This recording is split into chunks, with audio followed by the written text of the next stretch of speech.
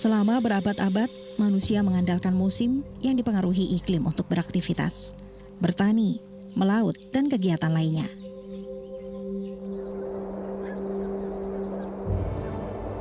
Namun dewasa ini bumi tengah mengalami perubahan iklim. Dampaknya pun terasa di mana-mana.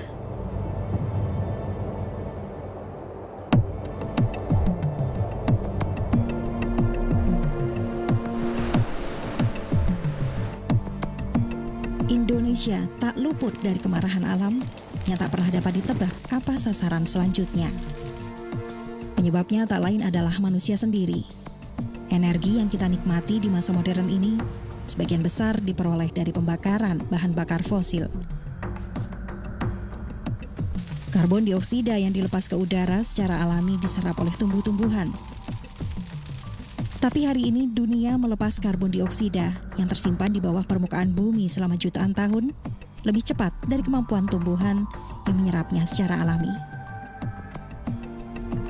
Hutan ditebangi dan mengurangi kemampuannya untuk menjaga keseimbangan alam.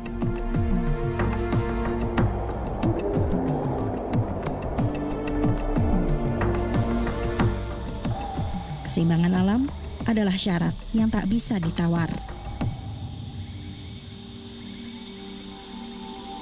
Kita tidak menutup mata pada risiko lingkungan dan kerusakan ekologi yang tidak saja bisa menimpa kita di negeri ini, tetapi juga seluruh penduduk bumi. Arah nasib penduduk bumi abad ini bergantung pada bagaimana kita menyikapinya sekarang.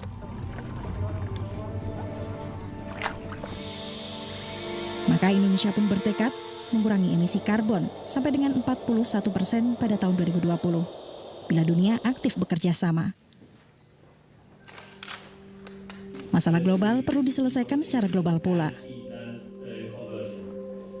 Komitmen ini disambut baik oleh berbagai kalangan, termasuk dunia internasional.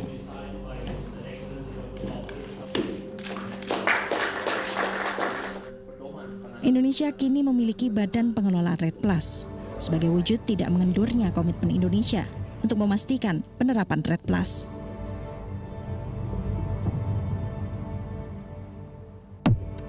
Indonesia memiliki hutan tropis yang sangat kaya aneka ragam unsur hayati.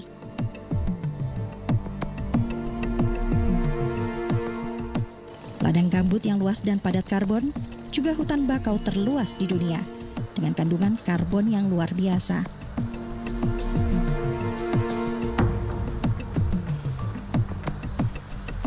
Hampir 1/5 penduduk Indonesia bergantung secara langsung pada alam.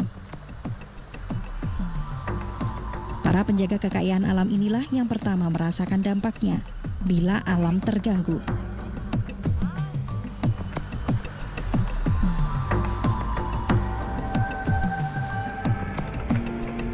Menghentikan pembukaan hutan bukan berarti menghentikan langkah pembangunan. Pendapatan per kapita Indonesia yang mencapai $3.000 Amerika per tahun masih jauh dari capaian bangsa-bangsa lain. Pembagiannya pun belum terbagi merata. Indonesia masih perlu membangun, pesat, mengejar ketertinggalan. Target pemerintah untuk tumbuh 7% setahun tidak mudah, tapi juga tidak luar biasa bagi Indonesia. Pertumbuhan kesejahteraan yang adil merata dan pengurangan emisi yang nyata adalah agenda kita. Pencegahan dan pengurangan emisi paling efektif dilakukan melalui tata kelola lahan dan hutan yang cerdas dan lestari, yang kita kemas dalam program nasional REDD+ Indonesia. Reduksi emisi dari deforestasi dan degradasi hutan dan lahan, plus konservasi, tata kelola dan restorasi. Bukan sekedar karbon dan lebih dari masalah hutan. Beyond carbon, more than forest.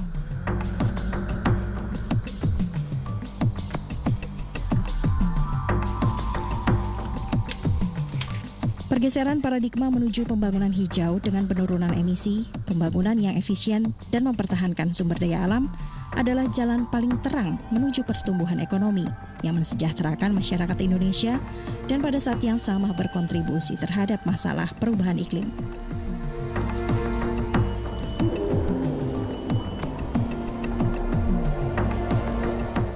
Kita hanya akan berhasil bila kita bekerja sama.